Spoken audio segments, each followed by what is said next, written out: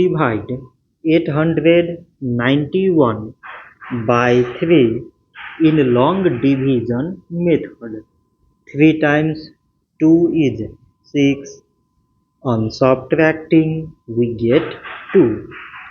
So now we put down this 9 and it is 29.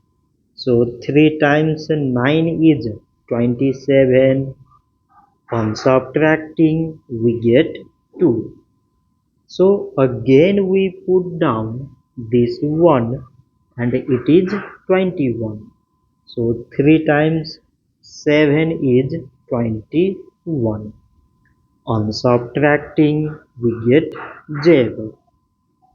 So 891 divided by 3 is 297. So this much for today and thanks for watching.